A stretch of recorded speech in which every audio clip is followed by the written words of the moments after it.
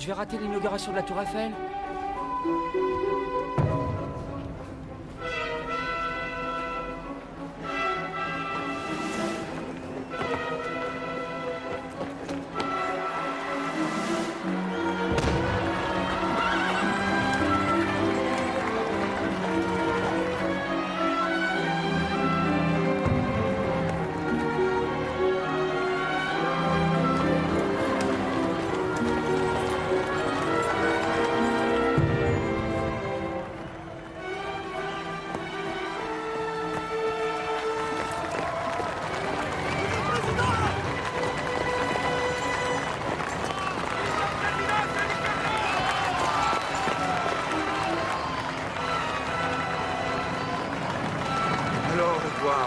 Je vous attends.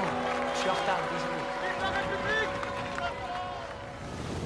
La verdadera historia de la Torre Eiffel.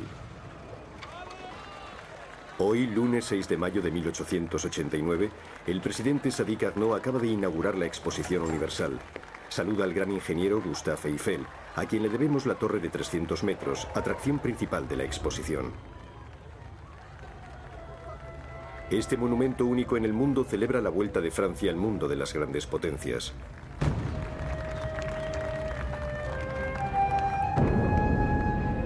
Esta obra maestra de la industria moderna, inconcebible hace tan solo unos años, será también el símbolo del progreso logrado por nuestro siglo XIX y un avance de los prodigios que nos preparan sabios e industriales.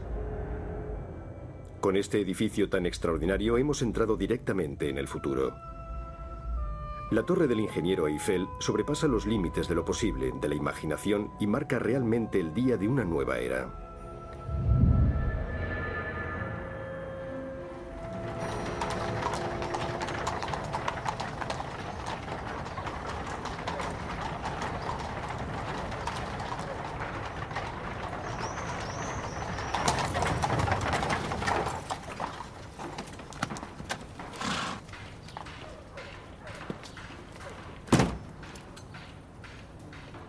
Ingeniero especializado en construcciones metálicas, Gustave Eiffel se hizo famoso a la edad de 35 años construyendo la Galería de Bellas Artes para la Exposición Universal de 1867. También construyó el puente sobre el río Duero en Portugal, la estación de Budapest, puentes y pabellones en la Conchinchina, Perú y Chile, el puente sobre el Danubio y el impresionante viaducto de Garavit que acaba de ser terminado.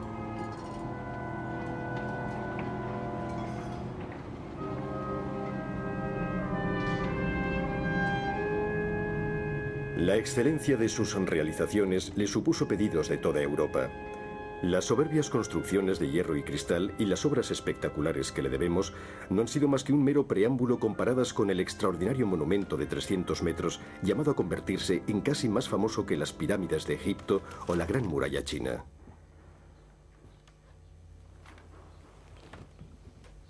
Desde el principio de su carrera, Eiffel percibió la importancia de la prensa y convocaba regularmente a los periodistas para hablar de sus proyectos.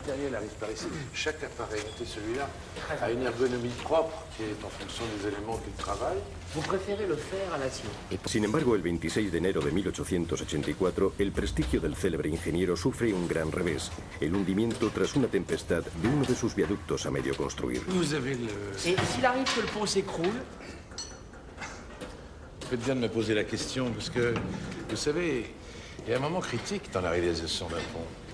Et ce moment appartient à la bonne ou à la mauvaise chance. Et nos calculs les plus précis, à ce moment-là, ne valent pas grand-chose. El ingeniero Eiffel tiene fama de ser un hábil inventor, además de un experto hombre de negocios. Sus éxitos, a la vez técnicos y financieros, se los debe a la fabricación en su taller, aquí mismo en Levallois, de sus futuras obras de arte a la décima de milímetro. Alors légèreté et sécurité sont les impératifs. Ce nouveau modèle de pont que nous construisons déjà en Cochinchine doit répondre aux mêmes critères. Aucune pièce qui ne puisse être portée à dos de mulet et soulevée par deux hommes tout en étant capable de résister à un poids de plusieurs tonnes. Un contremaître et 4 indigènes suffisent à monter le tablier complet en quelques jours. Ainsi, nous ouvrons la route à la civilisation, partout dans le monde. Faites bien savoir à vos lecteurs que nous sommes les seuls à pouvoir le faire.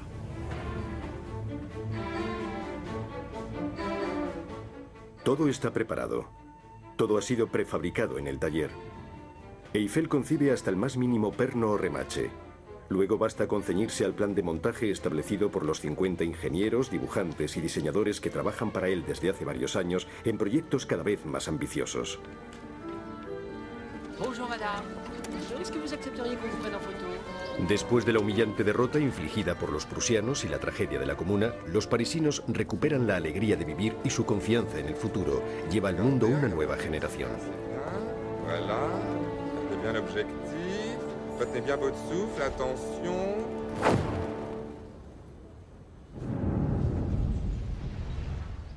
La Estatua de la Libertad es un símbolo para los que buscan un mundo mejor y más justo. Es en París donde este magnífico regalo de los franceses a los americanos acaba de materializarse bajo la forma de un monumento colosal, obra maestra del escultor Bartholdi y del ingeniero Eiffel. Un génie de la littérature, un génie de l'art comme vous est un plaisir inégalable. C'est un honneur, monsieur Wu. Un honneur immense pour le modeste ingénieur que je suis. C'est la poésie, personnifiée par le plus grand de nos auteurs vivants. Elle est devant nous, messieurs, la poésie. Elle nous impose le silence. Esto ilustra maravillosamente la visita de nuestro gran Víctor Hugo a esta estatua, regalo de la vieja Europa al Nuevo Mundo, temporalmente montada en el taller del escultor Bartholdi. Dit une photographie.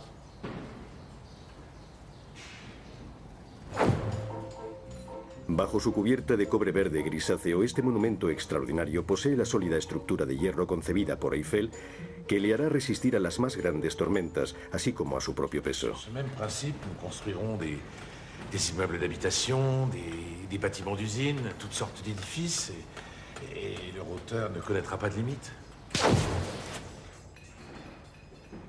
¿Cómo el hombre que acaba de lograr esta nueva proeza podrá sorprendernos en la exposición universal que celebrará los 100 años de la Revolución Francesa? C'est exactement ce que nous avons fait pour l'exposition de 67. Il y a presque 20 ans. 20 ans et rien de neuf. L'effet de ces voûtes élargies est assez bien. Trouvons une forme originale. Un objet absolument inédit. Ou alors, laissons la future exposition universelle se faire sans nous. Nous ne manquons pas de commandes, Dieu merci. Il me vient une idée, monsieur. Une idée passablement incongrue, peut-être bien, mais...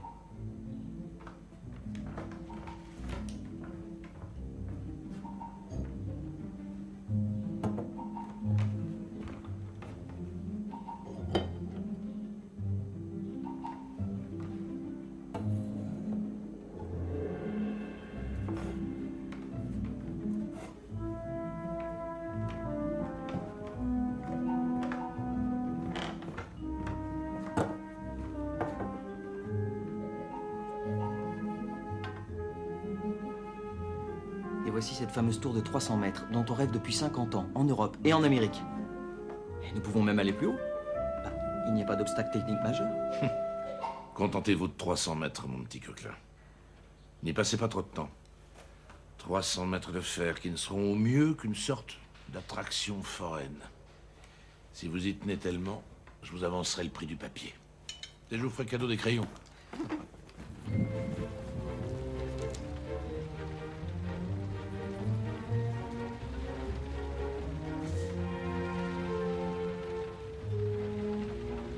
Tour de 1000 pieds, plus de 300 mètres. Jamais personne n'aura pu monter si haut sur un édifice construit par des hommes. Plus haut que Notre-Dame, plus la colonne Vendôme, la Statue de la Liberté et l'Arc de Triomphe superposé.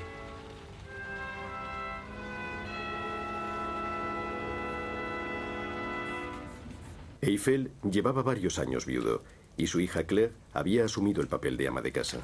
Tu sais à quoi notre jeune ami Coquelin passe toutes ses nuits? Il est au bal de l'Opéra? Au Café Concert? Oh, grand Dieu, non. Tu y es pas du tout, là.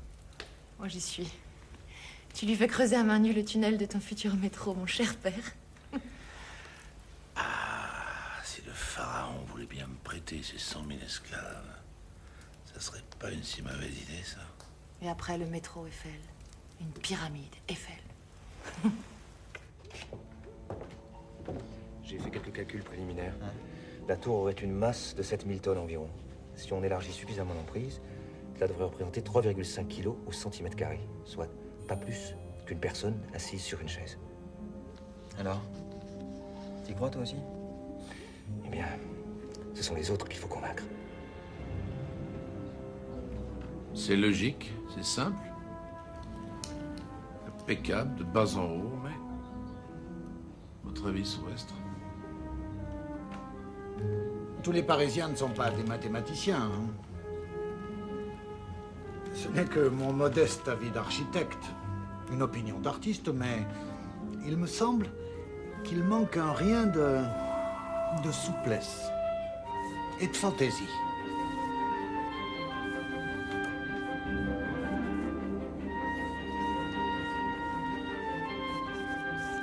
C'est très intéressant.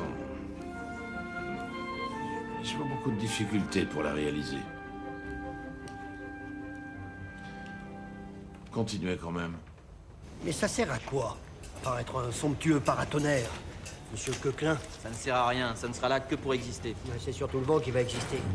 Vous avez songé à la pression d'un bon coup de vent sur votre pylône de 300 mètres? Oui, j'ai fait quelques calculs. Pour un vent de 160 km/h, ça ne devrait pas osciller là-haut de plus d'une vingtaine de centimètres. Et pour un vent, mettons, de 200 km/h? Ça n'arrivera jamais sous nos latitudes. La tempête qui a détruit notre viaduc de la Tarde n'existait pas non plus. Monsieur Compagnon, nous étions en phase de lançage. 300 tonnes de fer en déséquilibre au-dessus du vide. Le moment le plus dangereux. Alors, on la regarde exister, votre tour, et c'est tout. On monte pas dessus. Il y aura des ascenseurs. Des ascenseurs? Vous avez déjà vu un ascenseur s'élever comme ça, vous? Pourtant, il en faudra bien un. Il y a une solution à tout. Moi, je peux la dessiner, cette tour. Mais vous, est-ce que vous aurez assez de cran pour la construire? Demandez à mes hommes. À 300 mètres du sol, ils râleront si fort qu'on les entendra d'en bas, mais chacun sera à son poste. Et ils feront leur boulot, monsieur. Ça sert quand même à rien, votre truc. Las 7.000 toneladas no tendrán más que un peso de 3,5 kilos por centímetro cuadrado, más que la mayoría de los inmuebles parisinos. Semana tras semana, diseño tras diseño, estudio tras estudio, la torre halló su forma definitiva.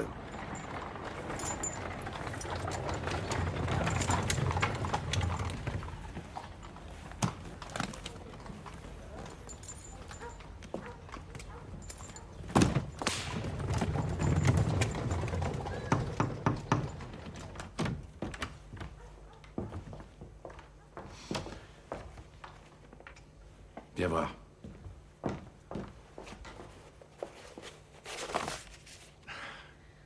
Chaque fois que je la vois, je la trouve plus belle. Surtout aujourd'hui.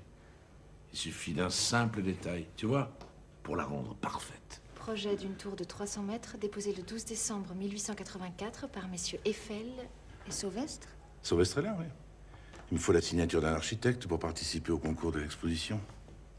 Mais c'est Coquelin qui l'a dessiné, cette tour. C'est son idée. Coquelin et Nouguier recevront chacun 100 000 francs et un pourcentage sur les bénéfices que je compte tirer de ma tour. Ils n'ont pas protesté. Pour quelques nuits passées à travailler sur les planches à dessin, je pas si mal payé. Tu as raison. Ils n'ont pas à se plaindre. Surtout qu'ils n'ont fait qu'appliquer mes méthodes de travail et se servir de mes propres inventions. Et les véritables difficultés vont juste commencer. Elles pourront se résoudre que sous ma responsabilité. Pero Eiffel encontró un competidor serio en esta carrera hacia el cielo que marcaría la exposición universal. Bourdet, el arquitecto del Palacio del Trocadero, propuso un faro monumental de 300 metros para iluminar París. Notre tour a une rivale, mes bons amis. Une rivale en granit. Oui, en granit. Pourquoi pas en plomb? Du trop célèbre architecte Bourdet. Ce machin s'effondrera au premier coup de vent. Ou bien ça s'enfoncera dans le sol sous l'effet de son propre poids. En admettant qu'on parvienne jamais à le construire. L'obélisque de Washington est en granit aussi. Après 35 ans d'efforts, ils n'ont pas pu dépasser les 160 mètres.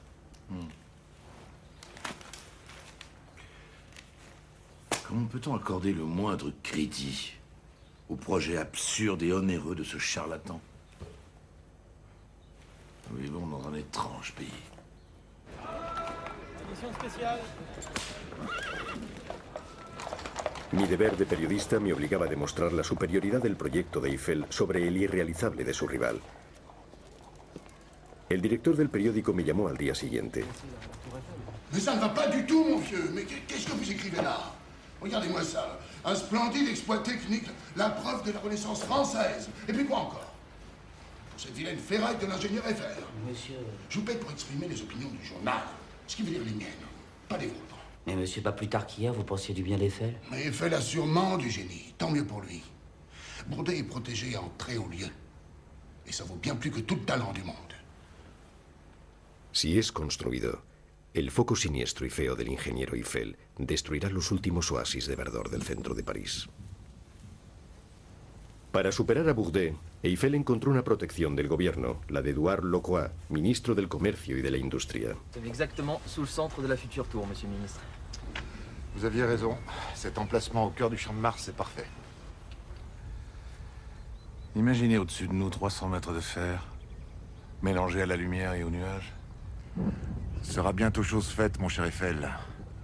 Vous avez le savoir-faire et le sérieux. Il me manquait juste un ministre. Il faut bien que parfois nous servions à quelque chose.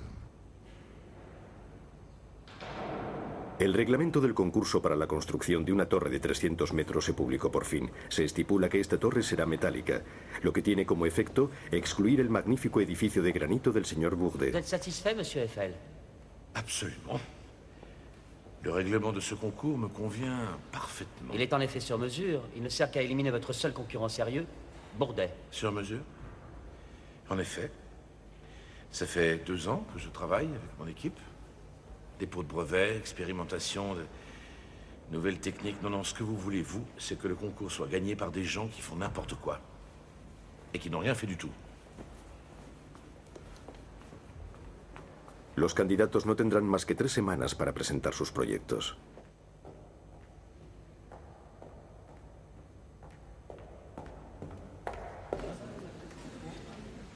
Monsieur le ministre Locroix, ministre du Commerce et de l'Industrie. Este escándalo se lo debemos a la intervención del ministro Locroix, amigo personal del ingeniero Eiffel.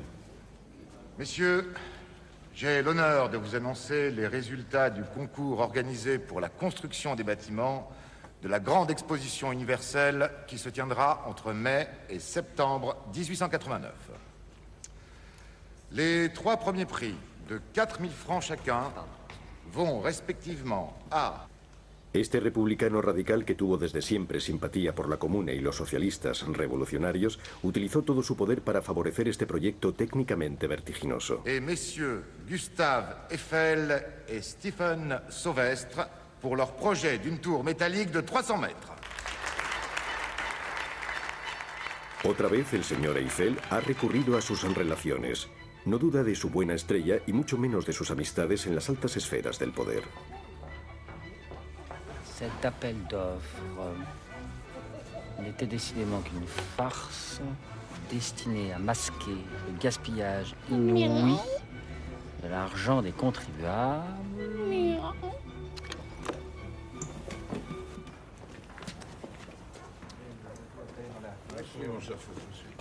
Et nous pouvons vous faire bénéficier d'un prix beaucoup plus intéressant sur le fer. Mes ingénieurs ne jurent plus que par l'acier, malgré son prix plus élevé. Moi pas. J'aime pas travailler sur une matière que je connais mal. Avec l'acier, personne ne connaît l'amplitude des oscillations par grand vent et par grande chaleur. Voilà ce que j'en pense, monsieur, de l'acier. Sous une forte bourrasque, la tour pourrait bien devenir une sorte de diapason.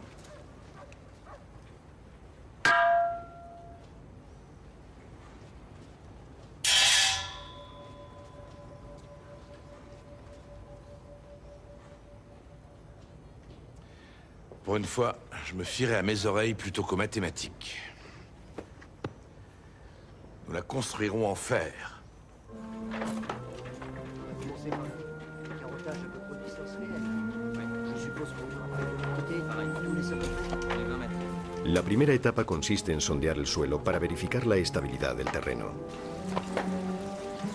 En el emplazamiento de la muy improbable torre, los geólogos constatan que el suelo está saturado de agua y que 2 de sus 4 pilares no tendrían cimientos sólidos. On est totalement boueuse et instable. On ne pourra jamais creuser, on est trop près de l'acier. Notre affaire commence mal.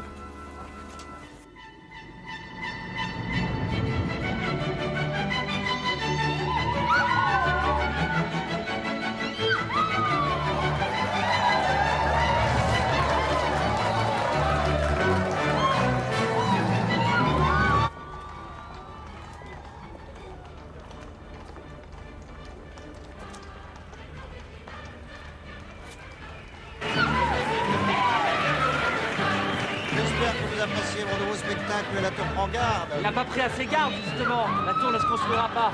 Comment ça? Le sol est instable. C'était dans mon article de ce matin.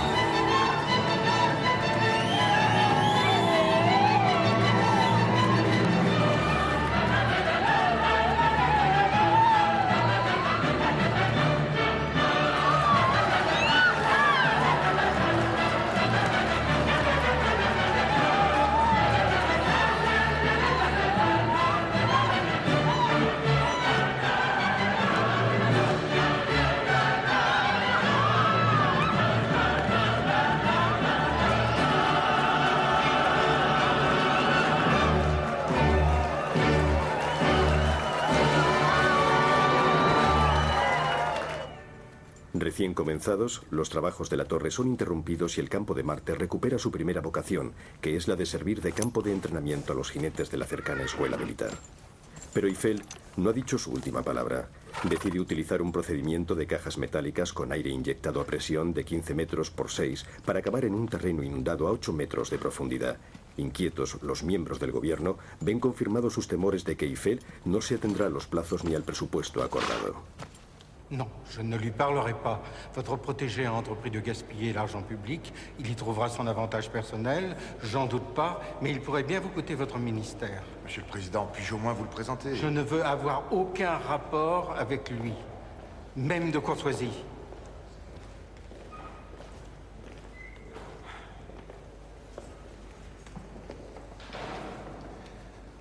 Mon cher Lecroix, vous vous souvenez sûrement de mon gendre, Adolphe Salle, c'est aussi mon bras droit. Il a beaucoup de bras droits. Il en aura besoin, je le crains. Parlez-moi de ces fameux caissons pour creuser en milieu inondé. C'est une technique qui a largement fait ses preuves. Je l'ai utilisée à mes débuts pour le pont sur la Garonne. C'était il y a près de 30 ans. Vous pouvez garantir qu'il n'y aura pas d'accident? Il n'y aura pas d'accident, mais le budget du chantier augmente de 250 000 francs. Je préfère être honnête avec vous. Le président du conseil n'attend que ça pour abandonner le projet. Je prendrai en charge les frais supplémentaires. Las diferentes piezas de las cajas metálicas son montadas en la obra. Es un negocio excelente para el fabricante, que no es otro que el mismo Gustave Eiffel. Surtout pas de fausse manœuvre. Je veux pas d'accident. T'as déjà assez de retard. On envoie, mais tout doucement, hein, tout doucement. Allez, ça suit, ça suit, ça suit. Voilà. Excusez-moi. Eh? Les terrassiers vont travailler dans ces caissons? La technique est au point, ouais. Un peu plus sur ta gauche, là. Voilà. Voilà. Ce sont des vrais cercueils, y a pas d'autre mot. Appelez ça comme vous voudrez. Vous les plongez vraiment dans l'eau? On se retrouvera, oui. Et comment les hommes vont-ils respirer?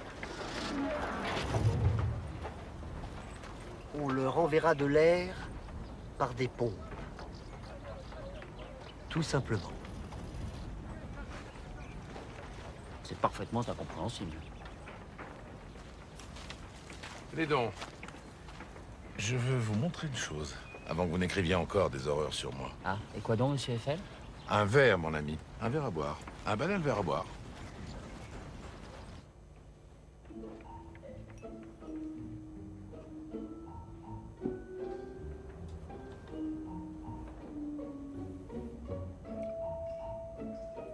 Enfoncez doucement le verre. Qu'est-ce que vous constatez? Ça résiste. Il y a une grosse bulle d'air. Vous pourrez l'écrire, monsieur le journaliste.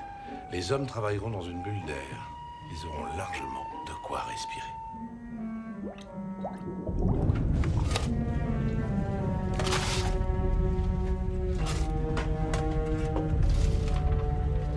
Les ouvriers de la tour travaillent sous une pression de plusieurs atmosphères, tous les jours. Ouais. Et si les pompes tombent en panne, il paraît que le caisson est inondé. En 1 minute. Ces malheureux ouvriers seront noyés comme des rats. Non, il faut tout simplement interdire ce procédé. Messieurs de l'opposition, mes hommages sincères à votre clairvoyance et à votre sagesse. Monsieur le ministre, nous exprimons simplement nos convictions. Mais je suis très heureux que vous vous préoccupiez de la santé de nos ouvriers terrassiers. J'en suis même étonné. Toute vie humaine nous tient à cœur. Nous exprimons les craintes de la majorité des Français. Qui sont tous des ingénieurs comme vous-même, n'est-ce pas? J'ai entendu qu'il y avait eu de graves accidents avec ce procédé sur les chantiers d'outre-mer. Ni vous ni moi ne sommes des ingénieurs comme Monsieur Eiffel. Et croyez bien que pour lui, comme pour moi, les conditions de travail et de sécurité font partie des progrès immenses apportés par ce projet. L'ingénieur Eiffel prépare le siècle futur, et nous sommes à côté de lui, messieurs, des esprits bien médiocres.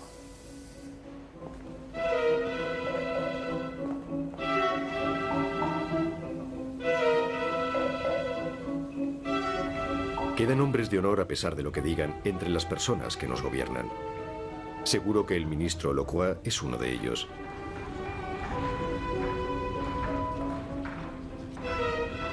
Para tranquilizar a la opinión pública y demostrar a la oposición que las cajas metálicas presurizadas del señor Eiffel no corren peligro, el ministro no duda en bajar el mismo.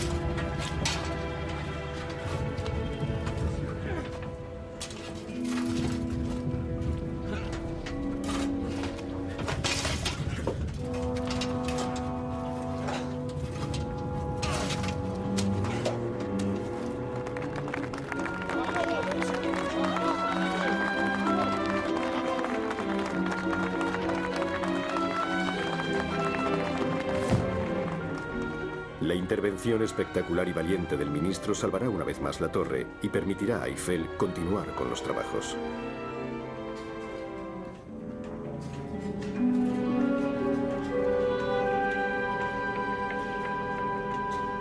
Eiffel, héros de notre temps, un éminent représentant du génie français, la revanche pacifique de la défaite de Sedan. Et puis quoi encore? Pourquoi pas sa statue place de la Concorde? C'est un homme qui gagne à être reconnu. Il accepterait sûrement de faire votre connaissance, vous l'apprécierez. En plus, vous foutez de moi. Bon, je suppose que ce monsieur Eiffel vous a taillé une redingote en billets de 1000 francs. Non, monsieur, je vous en donne ma parole d'honneur. N'employez pas de mots stupides, Barbier. On m'a pas viré ce crétin des Carpates. Il m'augmente, au contraire. Je passe à 1000 francs, ma belle. 50 louis par mois pour écrire tout ce qui me passe par la tête. Oh, mais tu vas pouvoir m'en faire des cadeaux. Mais il est persuadé que je suis dans les petits papiers du ministre, du président et de je ne sais qui encore.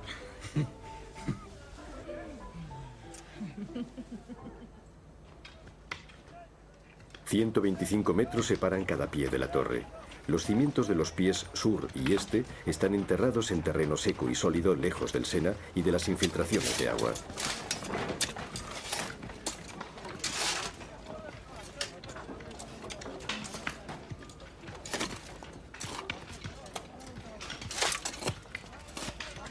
Excusez-moi, qu'est-ce que vous faites là? On déblaye tout le coin ici et on met tout là-haut. Merci. Fernand, à toi! Vas-y!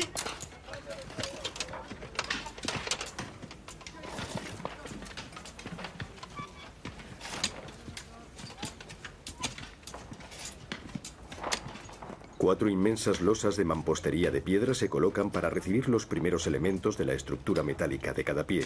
A partir de entonces, nadie podría detener la torre, pero nuevamente los enemigos se manifiestan. C'est une lettre de protestation des artistes de notre pays contre l'érection de la tour de 300 mètres. Nous, écrivains, peintres, sculpteurs, architectes, amateurs passionnés de la beauté de Paris, venons protester de toutes nos forces, de toute notre indignation, au nom du goût français, au nom de l'art et de l'histoire français menacés contre l'érection en plein cœur de la capitale de l'inutile et monstrueuse Tour Eiffel. Qui a signé cette infamie? Alexandre Dumas fils, Charles Gounod, François Copé, Charles Garnier, le comte de Lille, Maupassant. L'élite. L'élite de notre pays. C'est accablant. Ils n'empêcheront pas la tour. Leur lettre sera rendue publique après-demain. J'aimerais pouvoir publier votre réponse en même temps. Ils l'auront, ma réponse. Je prétends que les courbes des 4 arêtes du monument donneront au contraire... Non, ça va pas, ça. Ça va pas enlever au contraire. Donneront une impression de beauté. Relisez-nous ça, je vous prie, Adolphe. Si vous le permettez, père. Après impression de beauté, j'ajouterais « Et ces courbes mathématiquement parfaites traduiront à la face de l'univers la hardiesse de nos conceptions. » Et sans l'univers tranquille, ma chère enfant. Paraît que je manque déjà bien assez d'humilité. Bien. Faites porter aux journaux la réponse du barbare Gustave Eiffel. Et qu'on n'y change pas une virgule.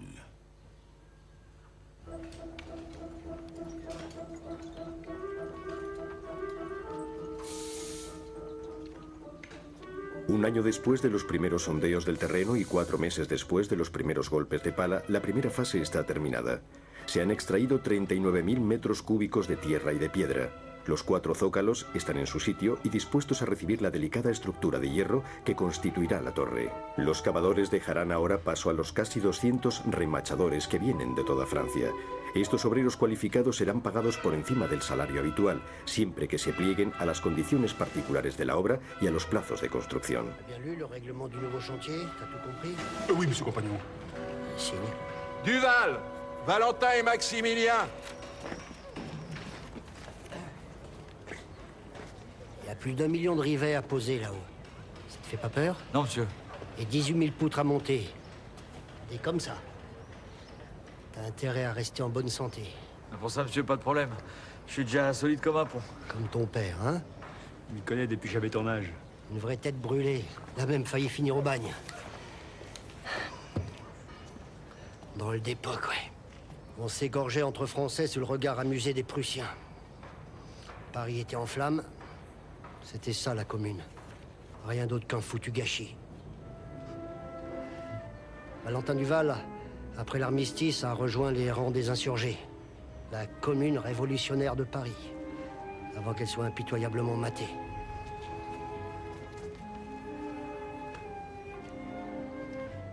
J'apprendrai peut-être au fils qu'on peut diriger d'autres hommes sans pour autant renier ses origines ouvrières. J'en suis la preuve, moi, Jean Compagnon, chef de travaux aux ateliers Eiffel, ancien ouvrier sorti du rang. Las condiciones de contratación son particularmente precisas y exigentes. Los horarios variarán según la estación entre 9 horas en invierno y 12 en verano. Para ganar tiempo y sobre todo para controlar el consumo de alcohol de los obreros, Eiffel hará instalar comedores en las plataformas sucesivas. Ah, pas une tour de 300 mètres. Quoi ça va servir? On n'y arrivera jamais. Los obreros son contratados para los 24 meses que debe durar la construcción. Trabajarán 6 días por semana, sin vacaciones ni descanso, desde el amanecer hasta la puesta de sol, sea cual sea la estación, en una obra que cada vez será más difícil y más peligrosa. Personne ne sera jaloux. Baptiste est embauché aussi. Ah bon, il a été embauché, Baptiste? Oui.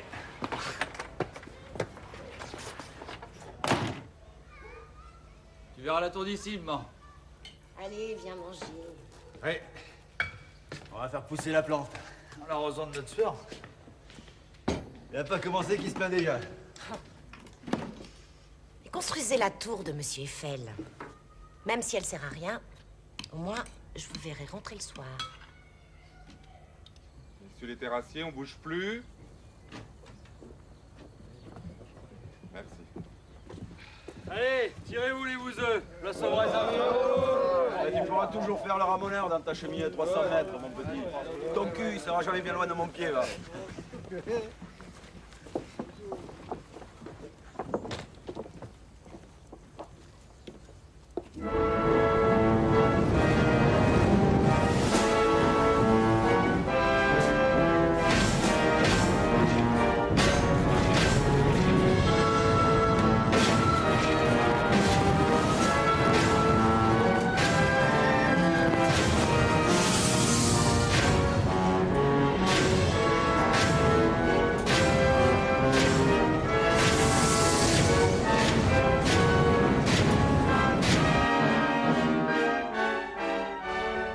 He aquí a Eiffel en pie de guerra y dispuesto a hacer fundir la friolera de 60 millones de kilos de hierro, 3 libras de chatarra por ciudadano francés para festejar los 100 años de la Revolución.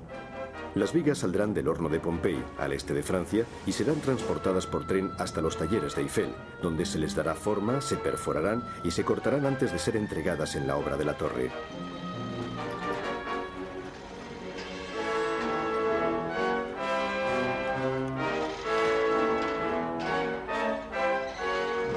Las vigas se suben a la altura deseada gracias a las poleas y grúas móviles enganchadas a la misma estructura. Cada viga se fija provisionalmente con ayuda de pernos antes de ser remachada en caliente. Cada pieza que no sea totalmente conforme es enviada inmediatamente al taller. No se hace ninguna modificación en la obra. Las vigas principales tienen una masa de unas 3 toneladas cada una. Están unidas entre ellas por medio de las vigas secundarias dispuestas en cruz de San Andrés. Tout le souci de nos ingénieurs, c'était de répartir cette gigantesque masse métallique au sol sans qu'on s'enfonce. Et c'est pour ça qu'on a voulu faire une sorte de patte de canard. Mais en raison de la courbure de notre tour, chaque élément, chaque poutre, et il y en a 18 000, est différente des autres. Nous avons dû réaliser 1700 dessins d'ensemble et 3629 dessins exécution, comme cela, voyez. ¿Y cómo vous les assemblez? Par les rivets. En las representaciones que nos han ofrecido, la torre parece un encaje. Los obreros montando las viguetas con la técnica del remache han llevado su ruda labor de forjadores a un extraordinario nivel de delicadeza.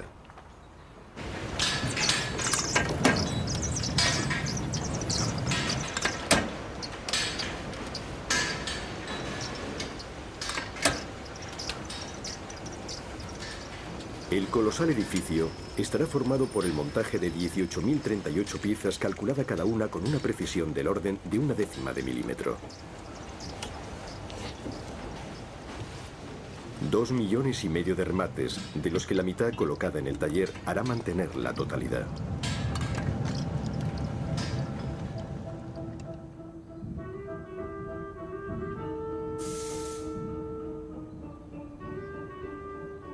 Ha llegado el instante decisivo. Los 4 pies de la torre van a ser unidos por 4 vigas que pesan 70 toneladas cada una.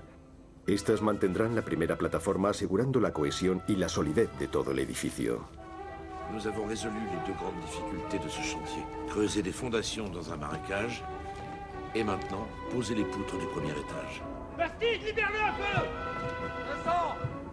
Si esta delicada operación no se hace con éxito, nunca veremos la Torre Eiffel. Pero aquí nadie duda del éxito final. De hecho, el ajuste preciso de las enormes vigas se hará con un procedimiento muy sencillo. Se trata de instalar estas vigas un poco más arriba de lo necesario, sobre una especie de zócalo.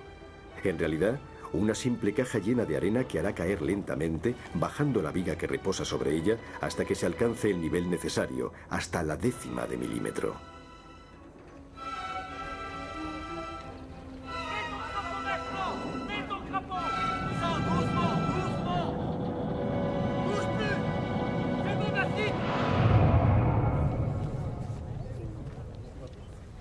C'est fait.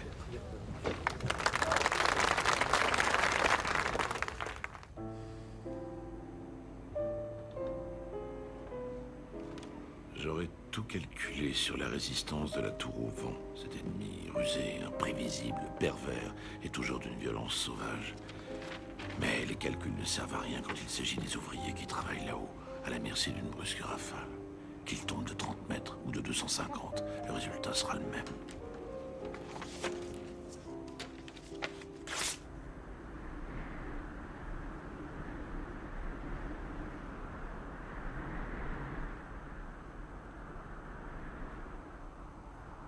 Son las 8 de la mañana. Acaba de amanecer. Aquí, al pie de la torre, reina una temperatura de montaña. Me han informado que allí arriba, hoy, igual que hace 6 meses, hay 4 grados menos que al nivel del suelo, y los audaces constructores están aún a 240 metros de la cima. Es un espectáculo extraordinario y sin embargo cotidiano el que ofrecen sin remilgos, como si se tratara de algo natural, estos obreros que trabajan a más de 60 metros de altura. Casi me dan ganas de decir de altitud. Apenas notan el vacío que los amenaza o parecen sensibles al viento cuyas ráfagas han sobrepasado más de una vez los 80 km/h.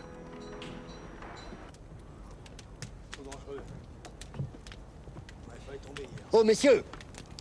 Vous avez vu l'heure? Il fait encore plus froid qu'hier, monsieur. Et là-haut, avec le vent, c'est pas possible. Vous avez de quoi faire chauffer une cafetière, non? Je dis que 9 heures par froid, ça devrait être payé comme nos 12 heures d'été. Et pas un sou de moins. Je transmettrai votre demande à monsieur Eiffel. Reprenez le travail. Non. Je dirai moi-même ce que j'ai à dire. Et tout de suite s'il le faut.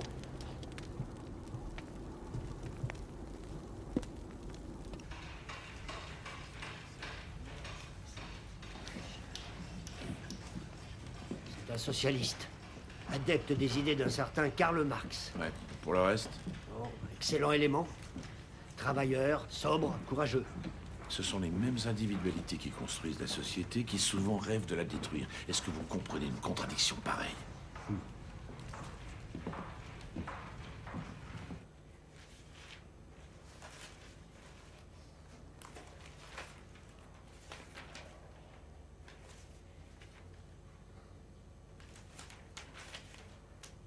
Vous voulez instaurer la commune sur notre chantier, ce qu'on dit? Nos revendications sont légitimes. L'achèvement de la tour est tout aussi légitime, il me semble.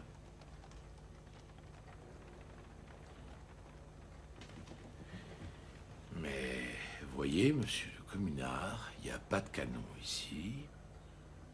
Ni fusil, ni canon. Nous allons discuter honnêtement. Vous y trouverez votre compte. Sauf votre respect, monsieur. Il ne s'agit plus de discutailler. Quand on nous fait trimer là-haut dans un froid pire qu'au pôle Nord. Avec un vent à nous balancer dans le vide. Vous voulez négocier, oui ou non? Nous avons justement le même ennemi, le vent. C'est vous qui discutaillez, monsieur Duval. Moi, je veux que nous réussissions ensemble. Messieurs, venez par ici, s'il vous plaît.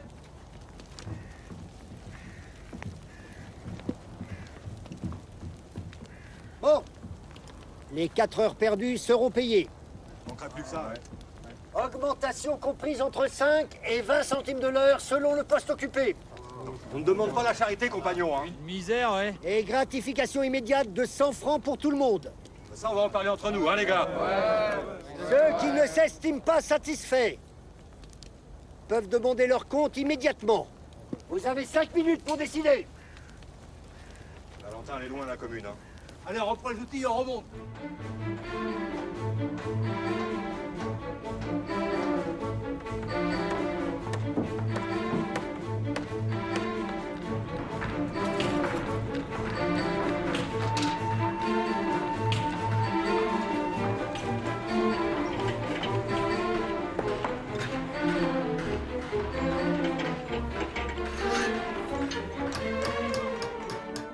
Las vigas son montadas y luego mantenidas en su sitio con pernos. Los remachadores quitan los pernos y empiezan por verificar que los agujeros estén perfectamente alineados. Los equipos de remachadores están formados por 4 personas. Un aprendiz calienta los remaches hasta que alcanza la temperatura ideal de 1200 grados. Luego, otro coge el remache con la ayuda de una larga pinza y lo introduce en el agujero común a las 2 piezas. Una vez insertado, lo bloquea mientras que uno de los obreros, golpeando con la ayuda de una maza de 5 kilos y un mandril, forma la nueva cabeza.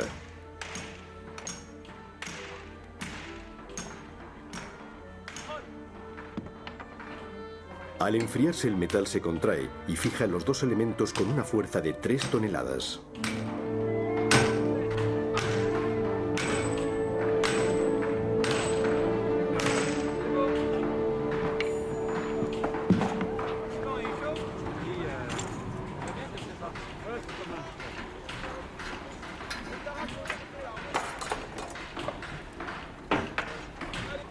Cada equipo de remachadores tiene su propia forma de golpear y los equipos se reconocen de un extremo a otro de la torre por su sonido único. Los 40 equipos colocan unos 3.200 remaches por día.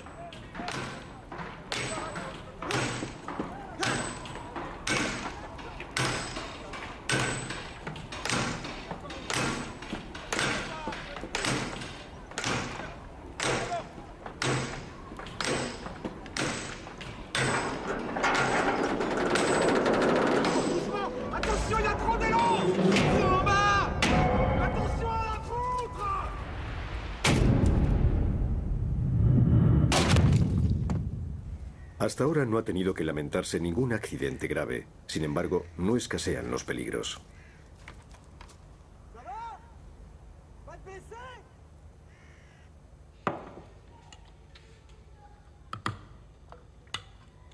Qu'est-ce qu'il y a?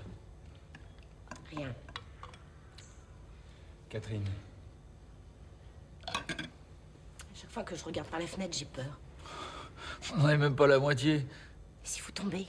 Mais on ne va pas tomber. On risque rien, man. On ne peut pas mettre de rambarde aux plateformes, ça nous ralentirait. Et alors? Catherine, faut tenir les délais. On est payé 2 fois plus que n'importe qui pour ça. Eh ben bravo. Et merci. J'aurais de quoi vous offrir de belles funérailles.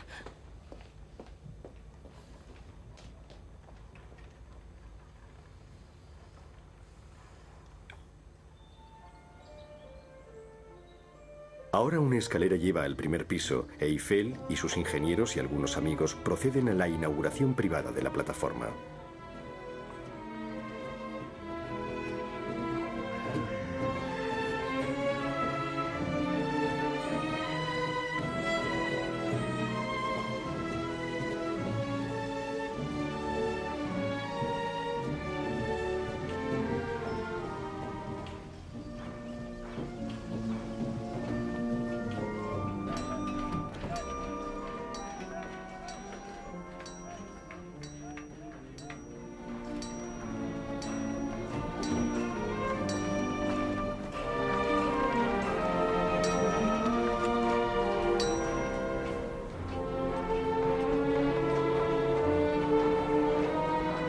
Pas prévenu que c'était si haut.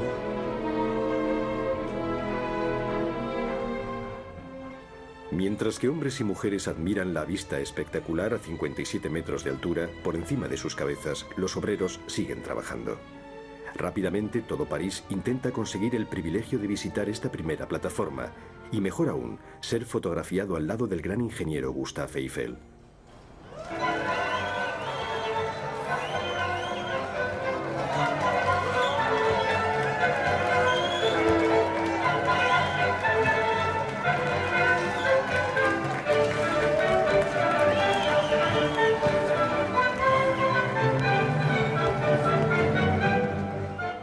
La vida a finales del siglo XIX es tan palpitante de noche como de día.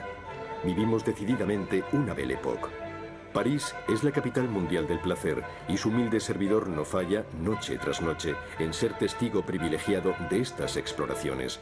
Solo esta semana han abierto sus puertas 3 cabarets, ofreciendo a parisinos y visitantes maravillados el encanto de las chicas más bonitas del mundo.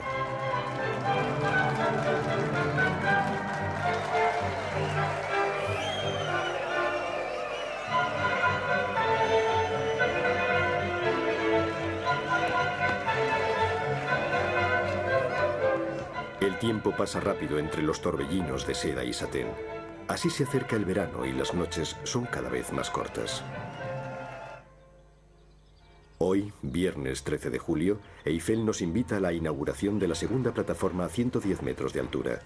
No han pasado más que 3 meses desde que se terminó el primer piso y un poco más de un año desde el principio del montaje metálico. La torre crece cada vez más deprisa. Vous grimpez comme un alpiniste? Je monte comme font les ouvriers. Ils font l'ascension chaque matin et aucun n'aurait l'idée saugrenue de penser que c'est un exploit. Mesdames et messieurs, la prochaine fois, je vous invite à me suivre 167 mètres plus haut. D'avance, je renonce. Rassurez-vous, rassurez-vous. Malgré les bruits qu'on a fait courir, les ascenseurs fonctionneront.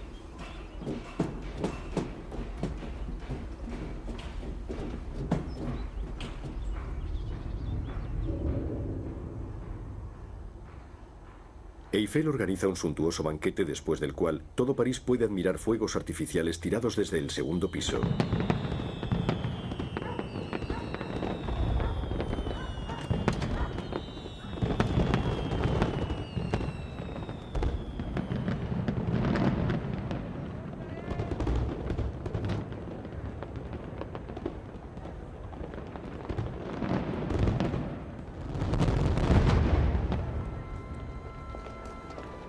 El invierno de 1888 es particularmente crudo. En varias ocasiones el mercurio baja a menos de 0 grados, pero la construcción de la torre continúa.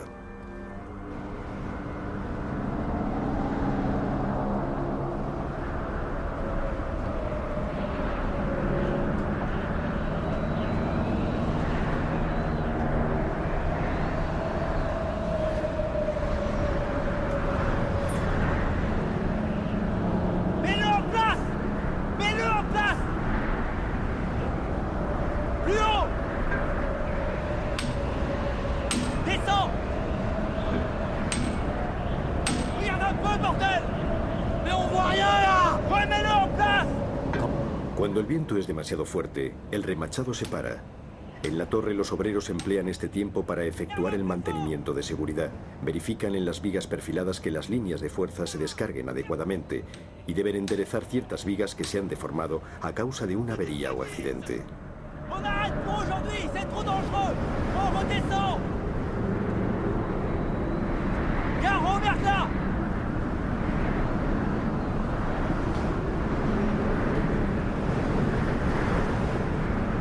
Fais attention, Maximilien.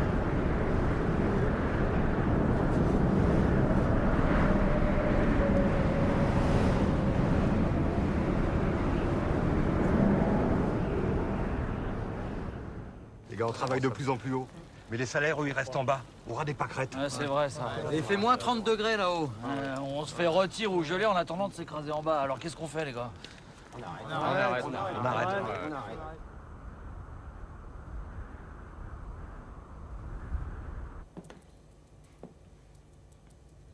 Si nous leur cédons encore, nous devrons leur accorder tout ce qu'ils veulent, et même ce qu'ils ne veulent pas encore. Et s'ils se mettent en grève pour de bon, nous n'aurons aucune chance de tenir les délais. Laissez-moi faire. Esta vez, Eiffel no cede. Los obreros que piden una prima de riesgo serán enviados al primer piso para realizar las tareas menos nobles. Messieurs les indispensables, ils ont enfin trouvé un travail à leur hauteur. Vous regrettez peut-être vos poutrelles, monsieur le socialiste. Et les affreux coups de vent glacés. Et les inhumaines brûlures du soleil. T'as le choix. Une peau de peinture ou un métier d'homme. À toi de choisir.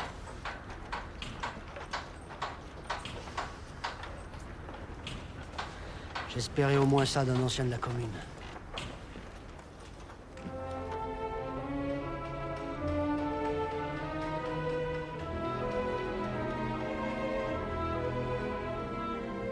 El aire es puro y vivificante. Con el tiempo la torre será el equivalente a una estación balnearia, o mejor aún, un sanatorio para curar las enfermedades respiratorias.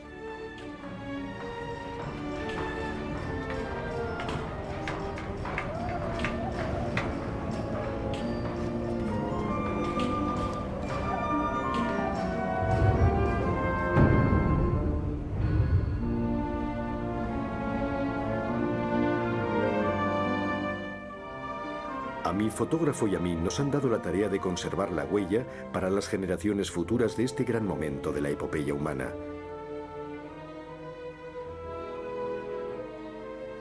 Solo queda un mes para el 31 de marzo, fecha en la que la torre debe alcanzar la altura de 300 metros.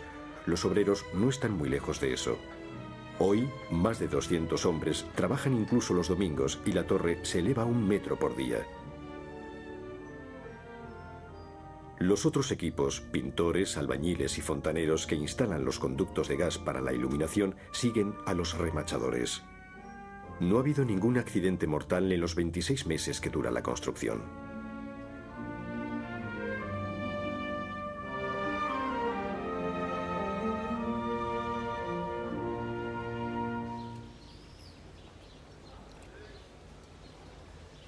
Es el último día. Los obreros dan una última capa de pintura y efectúan las últimas verificaciones y operaciones de control, haciendo sonar los remaches para verificar la presión.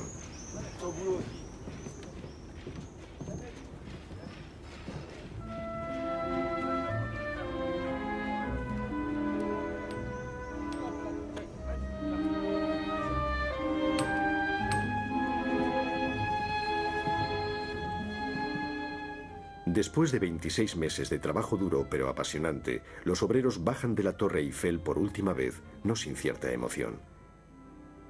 La majestuosa estructura es solo provisional y los más jóvenes entre ellos ya saben que exactamente en 20 años serán contratados para desmontarla. Ah, quelle journée de pas. Ouais. Ben voilà, c'est fait. Ça me fait tout drôle de savoir que je remonterai pas. Tu peux toujours acheter un ticket. On a posé plus d'1 million de rivets et il faut qu'on paye. C'est quand même grâce à nous qu'elle tient debout, non? Ouais. Et puis tiens, regarde ça. C'est du vrai cuir. Eiffel organiza la inauguración oficiosa de la torre.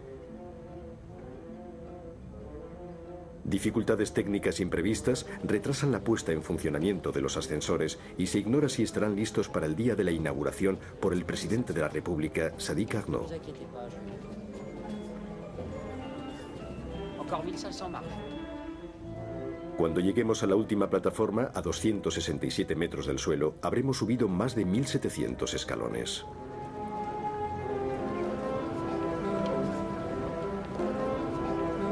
Alors, qu'est-ce que vous dites de ça?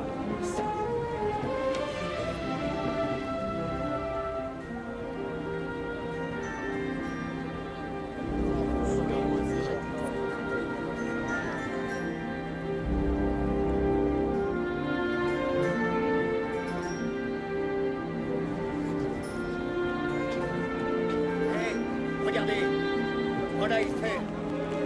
Bravo!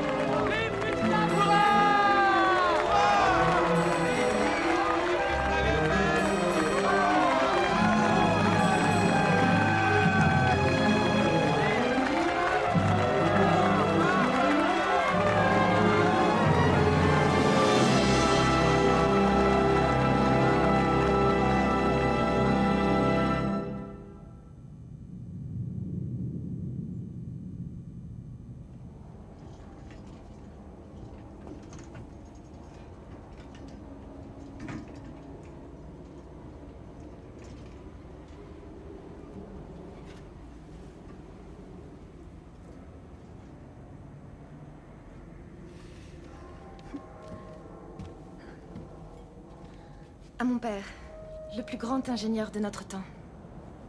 Ne l'oublions jamais. Ici, comme à Garabi, ou sur les rivières capricieuses de Cochinchine, nous jouons aux limites de ce qui est permis à l'être humain. Tu connais notre prochaine victoire, si le destin nous y autorise. À Panama.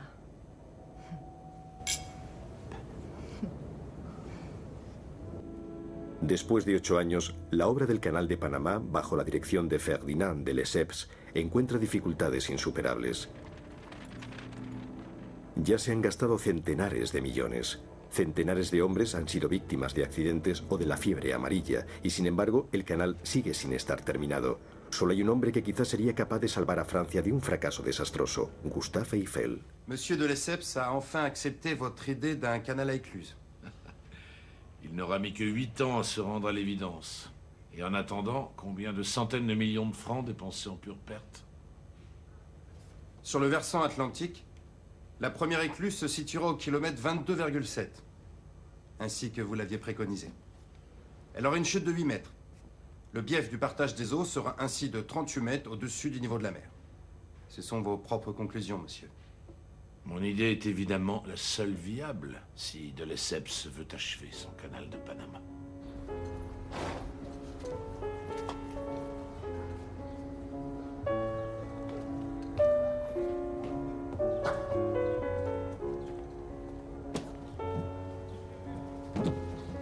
La misma naturaleza del proyecto del Canal de Panamá ahuyentaría a un hombre ordinario. La Sociedad del Canal Interoceánico de Panamá está al borde de la quiebra. Cada metro cúbico de tierra extraído es inmediatamente sustituido por otro metro cúbico que se hunde. Cada día hay que rehacer todo el trabajo.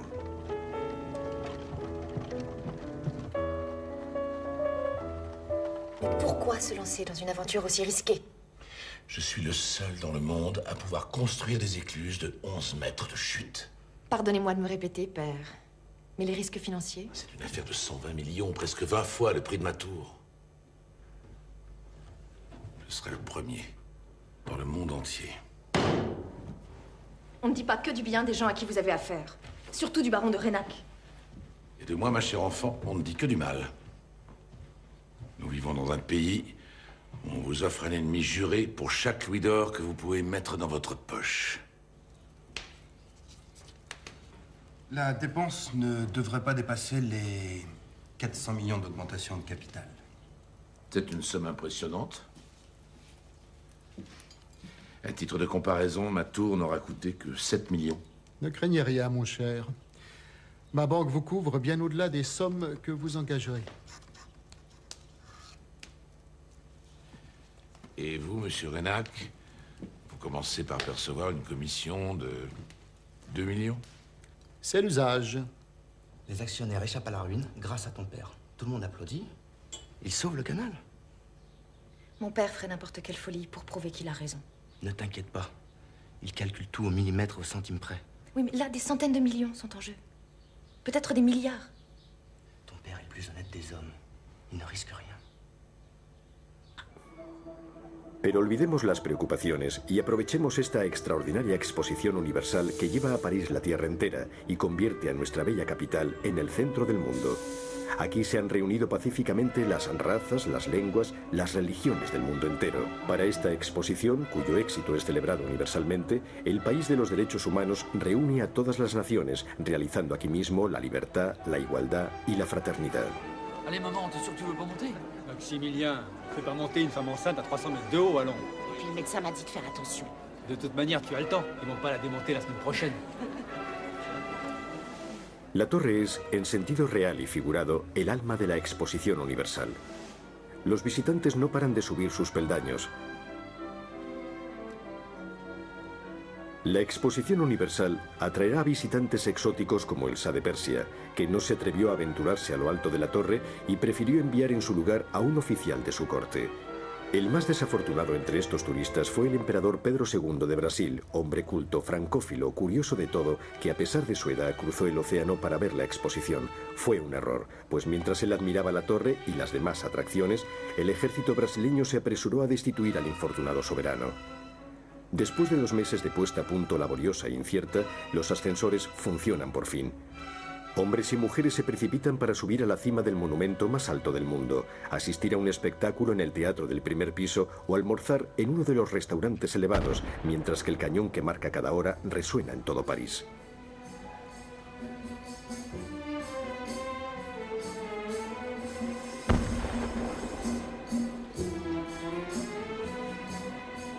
Una de las otras atracciones más populares es la calle del Cairo, con sus perfumes envolventes, sus olores a especias y sus 1001 noches ofrecidas a todos.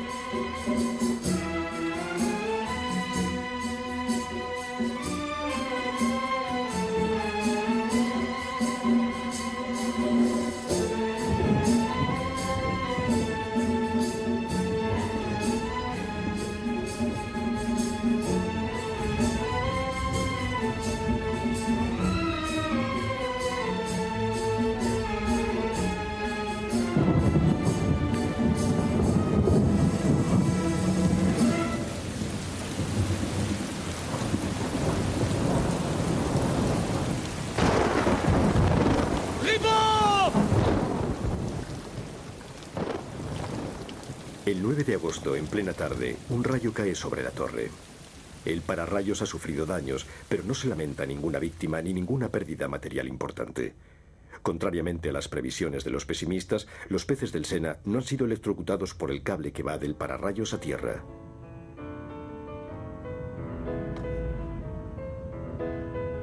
Lucullus est consommé aux œufs pochés, suivi d'une truite saumonée au coulis d'écrevisse, suivi d'une poularde du Mans à la russe, puis homard sauté. Très bien, c'est parfait. Notre Américain est un grand homme, mais il doit pas savoir distinguer un homard d'un caneton. Tu veux savoir la carte des vins? Thomas Edison a une tête à ne boire que de l'eau. El que más ha emocionado a Eiffel de los ilustres visitantes que han sido recibidos en su salón privado del tercer piso es sin duda Thomas Edison, el inventor del teléfono, del fonógrafo y de la bombilla eléctrica. Le monde entier admire le grand Thomas Edison. Vous êtes l'orgueil de l'Amérique, vous personnifiez le progrès, vous êtes l'avenir de la civilisation.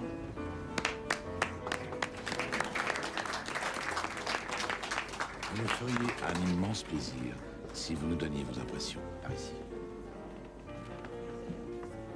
Pardon.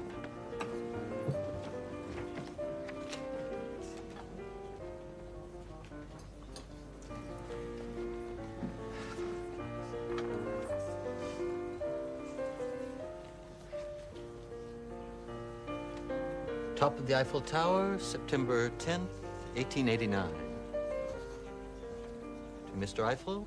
Al señor Eiffel, el gran constructor de un ejemplo gigantesco y único de la ingeniería moderna.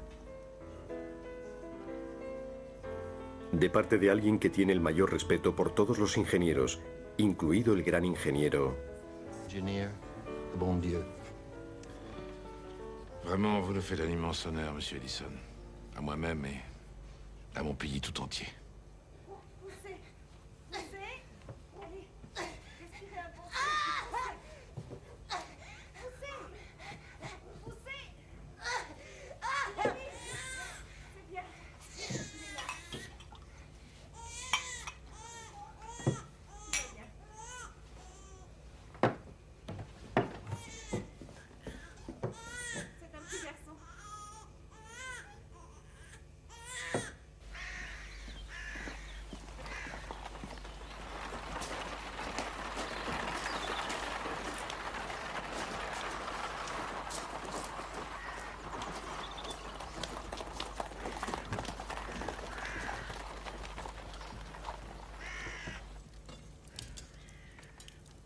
Las primeras averiguaciones no permiten determinar las circunstancias de la muerte del barón de Genac.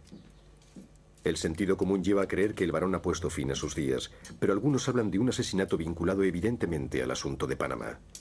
Pues el barón no habría sido el único comprometido en el fracaso del siglo, que suponía centenares de millones de francos. Por desgracia tenemos que evocar aquí el nombre de Gustave Eiffel, convertido desde 1888 en el maestro de obras de la enorme empresa.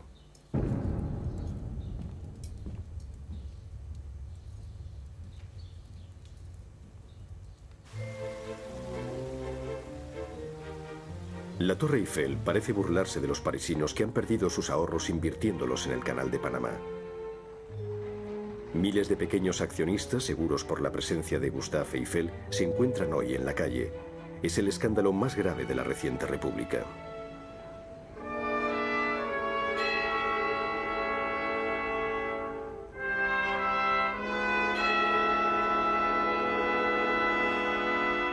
Je n'ai rien à justifier, monsieur.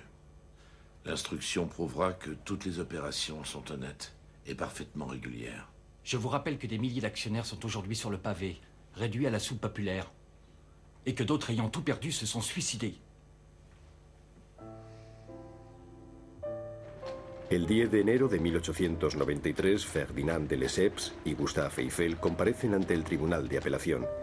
El señor de Lesseps, comprometido gravemente en la memorable quiebra de la Compañía de Panamá, apenas tendrá otra defensa que su edad avanzada y su glorioso pasado. En cuanto al señor Eiffel, Gran Cruz de la Legión de Honor, se le reprocha, no sin razón, haber conseguido al parecer un beneficio personal de más de 30 millones de francos con las operaciones que llevaron a la catástrofe a la Sociedad del Canal. Monsieur Gustave Eiffel, né le 15 décembre 1832 à Dijon, ingénieur, directeur de société, vous êtes condamné, en application des articles 406 et 408 du Code pénal relatif à l'abus de confiance et détournement de biens, à 2 ans de prison ferme et 20 000 francs d'amende.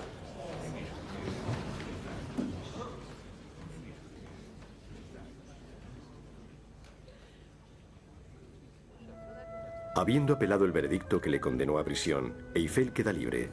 Sin embargo, según la ley, debe pasar la noche anterior al nuevo juicio en la celda, entre los reincidentes.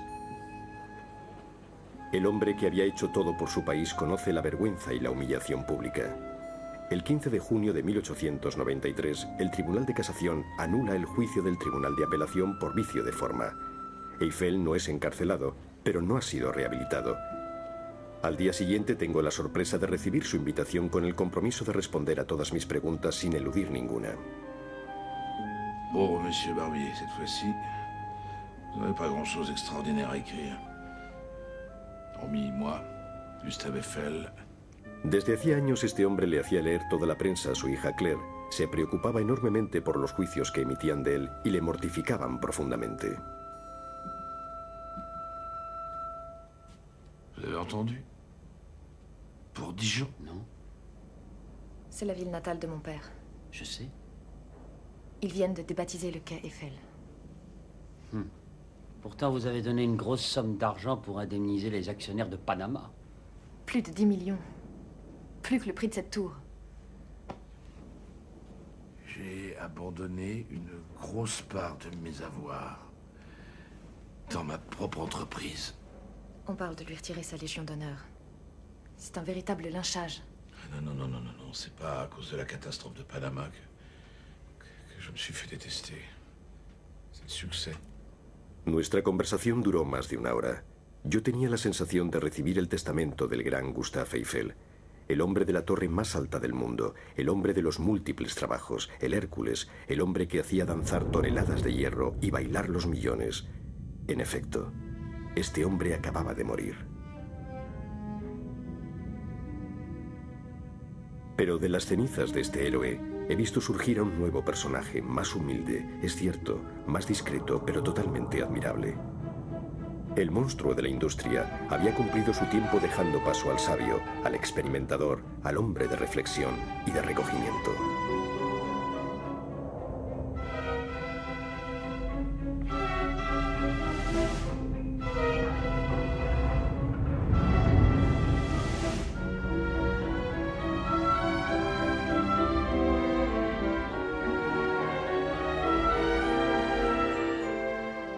Nuestra hijita de 300 metros celebrará sus 11 años en unos días. Los pintores y estucadores se han ocupado de lavarle la cara. Démosle una buena adolescencia, aunque sepamos que sus días están contados y que no tiene ninguna oportunidad de sobrepasar la edad de 20 años. Pero ese es el límite fijado a la concesión acordada al señor Eiffel. Bien entendu, la mise en valeur de ce site exige la disparition de la tour de 300 mètres, obstacle dont l'énormité, sans même qu'on prenne en compte aucun autre critère de goût, interdit tous les embellissements qu'on pourrait imaginer pour ce lieu par ailleurs si prestigieux. Le démontage de cette attraction de foire ne demandera pas plus que quelques mois. Et nous aurons enfin dégagé la magnifique perspective qui s'ouvre depuis la colline de Chaillot et se ferme sur la façade de l'école militaire.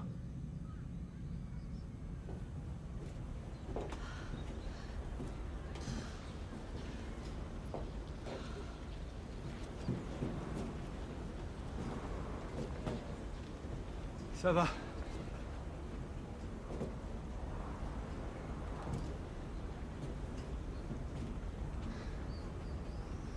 Eh, tu as de bonnes jambes, fiston, pour un fort en thème. Toi aussi, papa, tu grimpes bien. Tu veux dire pour mon âge?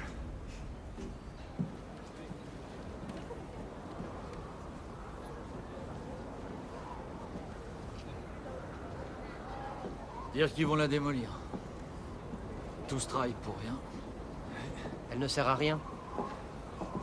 Comme disait M. Eiffel, sa première utilité est le plaisir de l'ascension. Est-ce que ma Coralie t'offre son plus beau sourire? Eh ben ça, mon vieux, tu saurais mieux le dire que moi.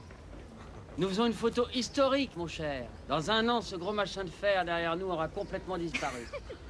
Et dans un an, ce gros journaliste à côté de moi aura disparu bien loin, lui aussi.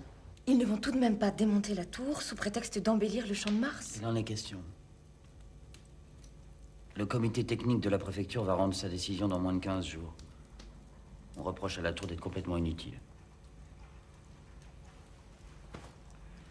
Elle permet des expériences scientifiques uniques au monde. Ben voilà un argument. Je vous écoute. Tout le pays lira ce que vous allez me dire là. Très bien. Commençons par la météorologie. Un édifice monstre qu'on pourrait souhaiter plus beau, mais qui sert à la météorologie, la télégraphie optique, la télégraphie sans fil et peut servir à 1000 autres études. Merci. Je crois que nous pouvons passer au vote.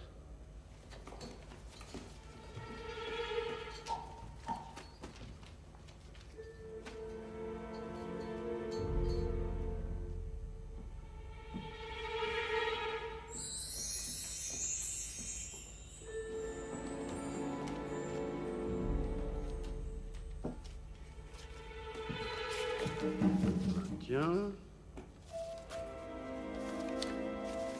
Destruction. Destruction. Tiens. Destruction. Messieurs, le résultat est le suivant. Le maintien de la tour Eiffel est voté par une voix de majorité.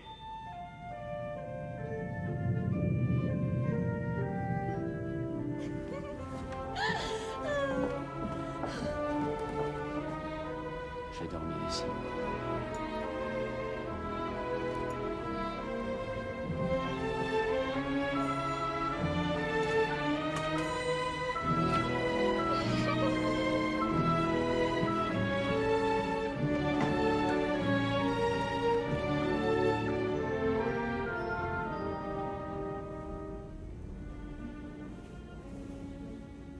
Une voix, une seule petite voix, tu te rends compte?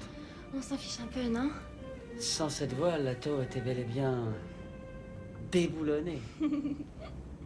Bon, d'accord, on s'en fiche. Que ça tient. L'affaire n'est pas terminée. La commission du Vieux Paris va revenir à la charge.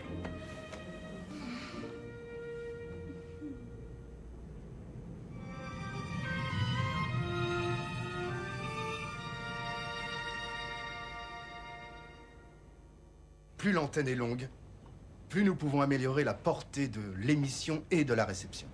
Le capitaine Ferrier m'a fait une démonstration de cette TSF. C'est extraordinaire.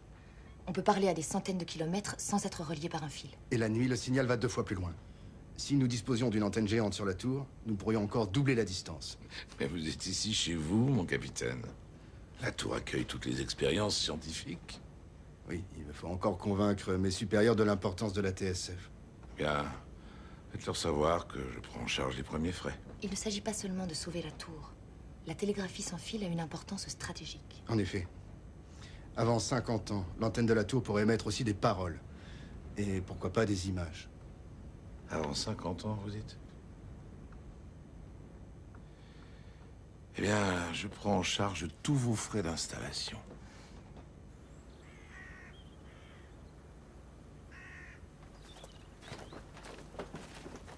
Nuevamente la torre está en obras. Financiadas por Eiffel, barracas temporales acogen las nuevas instalaciones militares.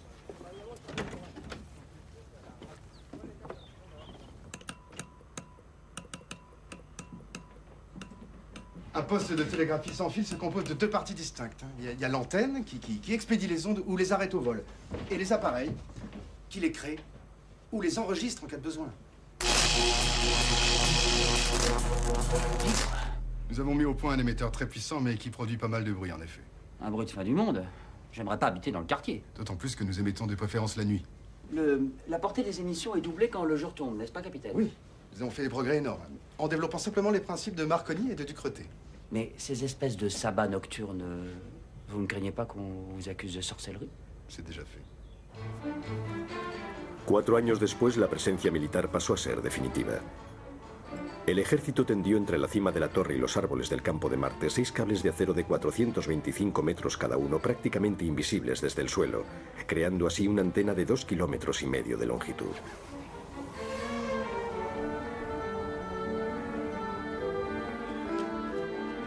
La gran inundación de París ha acabado por fin. La Torre Eiffel está ligeramente oxidada y las instalaciones de telegrafía sin hilos han sufrido graves daños. Pero un año más tarde, no queda ninguna huella de esta terrible subida de aguas.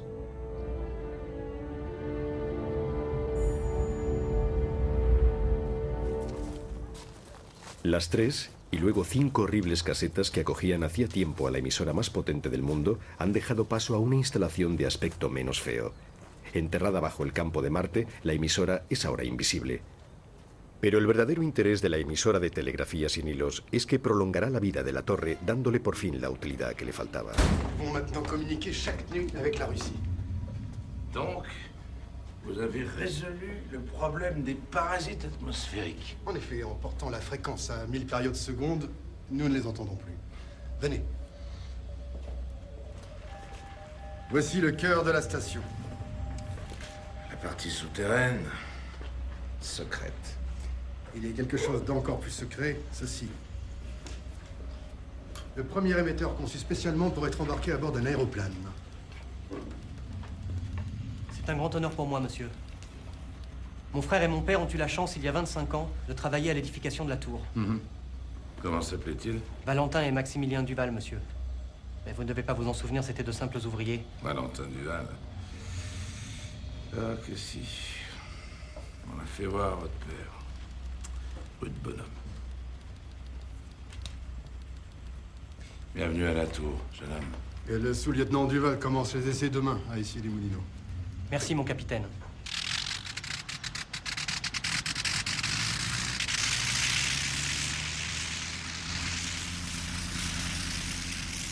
Por primera vez, la mayor antena del mundo está en contacto por telegrafía sin hilos con un aeroplano.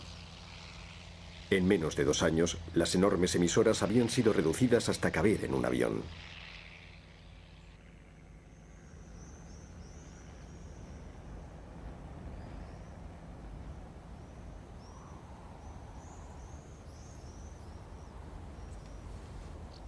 Mon capitaine, je ne les vois plus. L'avion est trop loin. Bien reçu. Je les entends parfaitement, mon capitaine.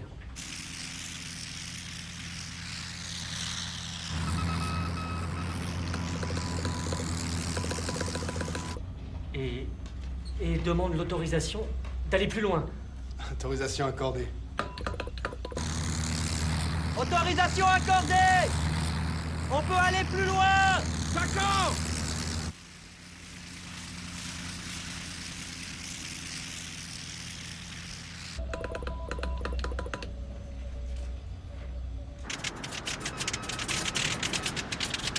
On n'a plus d'essence!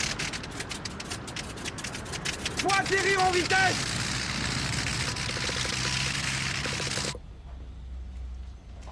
Je les ai perdus.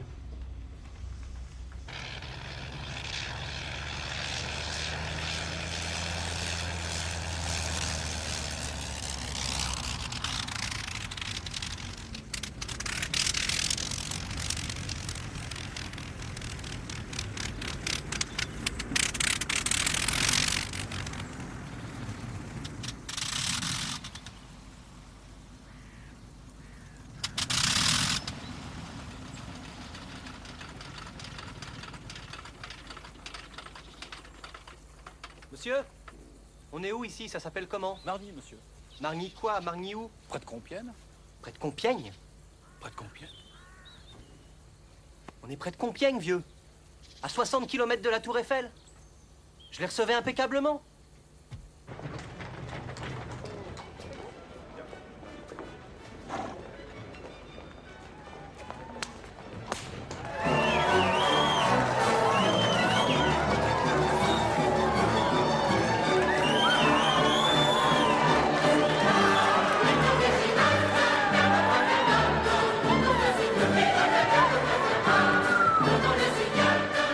Encima de la Torre Eiffel, nuestros valientes militares se preparan para una guerra que gracias a Dios no llegará nunca. Porque ¿quién querría hacer la guerra en una época en la que la vida cada vez era más una fiesta de sentidos e inteligencia?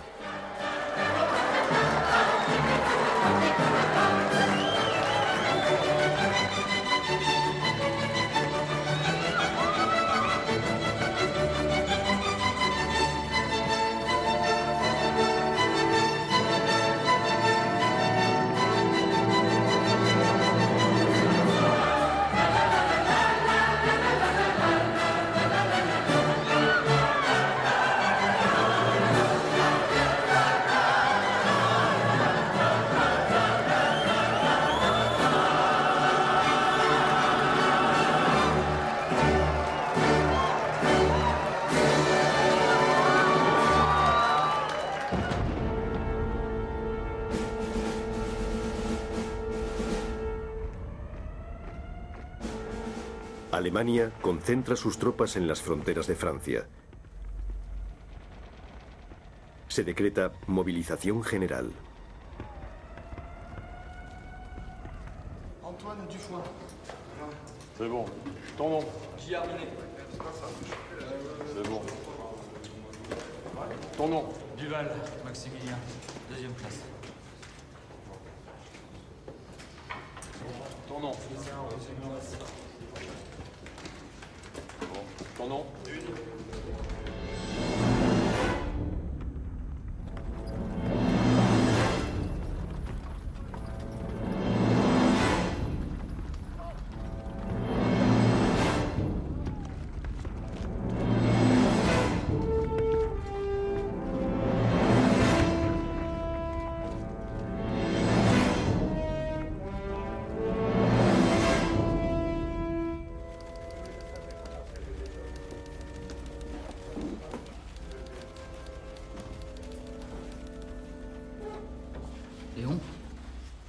Maximilien, qu'est-ce qui t'amène? Mon régiment s'en va. Ah. C'est moi qui devrais y aller. T'as une femme et 2 enfants. C'est l'histoire de quelques semaines. Et puis toi, tu seras plus utile ici, non? La guerra ha sido declarada. Francia se enfrenta a la mayor potencia militar del mundo. Ahora la torre está en manos de los militares y prohibida al público. Al mismo tiempo que la aviación, y en unas pocas semanas, la telegrafía sin hilo se convierte en algo determinante tanto para los franceses como para los alemanes. Con su antena gigante, la torre permite interceptar los mensajes en código del enemigo. Nos armées au niveau des Allemands, nous communiquons sans problème avec nos alliés russes. Et si un obus allemand atteignait la tour? Pas plus l'effet qu'une mouche prise dans une toile d'araignée. Ça bouge, ça vibre, mais ça tient.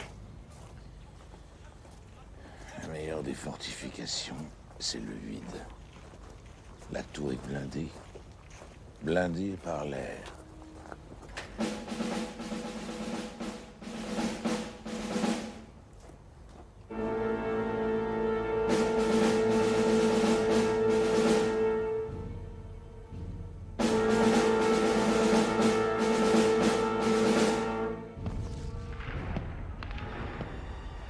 Nuestras tropas oponen una gran resistencia y se baten valientemente del Mar del Norte al Youga. Sin embargo, el enemigo continúa su avance en dirección a París.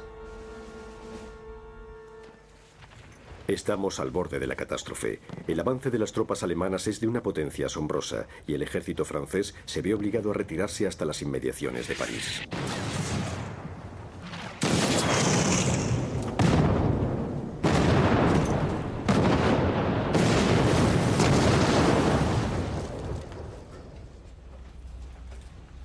Ils viennent encore de changer de code, mon capitaine. Téléportez cela à côté au jour du chiffre.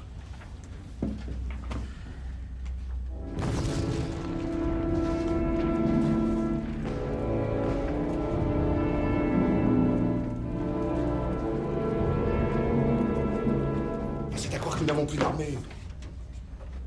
Où est-elle, notre armée? Vous avez des nouvelles, vous? Aucune. Ni de mon frère, ni de son régiment, ni d'aucun autre.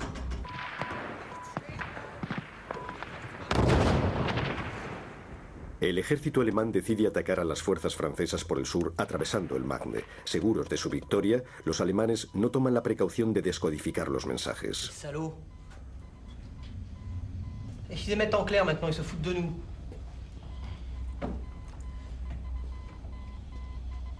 Écris. Écrit. Écrit quoi? Qu'on a perdu la guerre? Que les Allemands sont à Paris? Écris, nom de Dieu. Wir stehen noch an die Marne. Nous sommes encore sur la Marne. Hommes et chevaux sont épuisés. C'est un message du général von Marwitz. La cavalerie de la première armée allemande est hors d'état d'avancer davantage. Merde alors.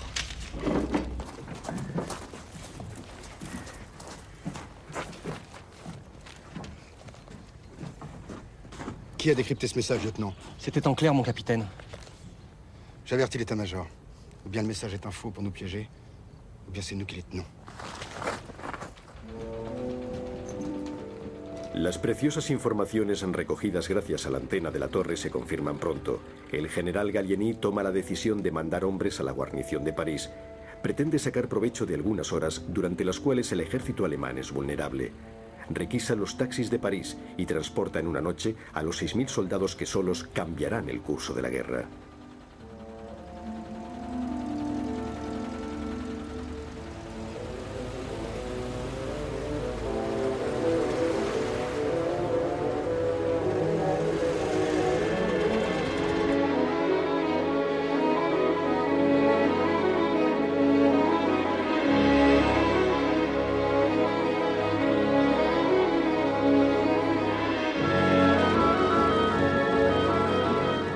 La batalla decisiva se lleva a cabo a 40 kilómetros de París.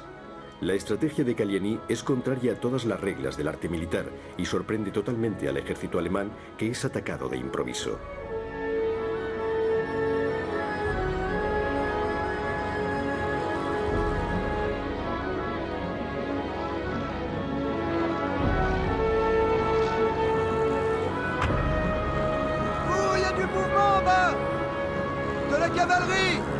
nous, c'est eux! On est trop haut pour voir, mon capitaine!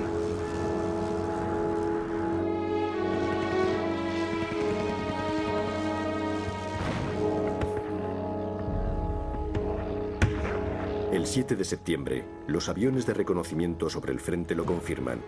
Los franceses han recuperado la ventaja y los alemanes se baten en retirada.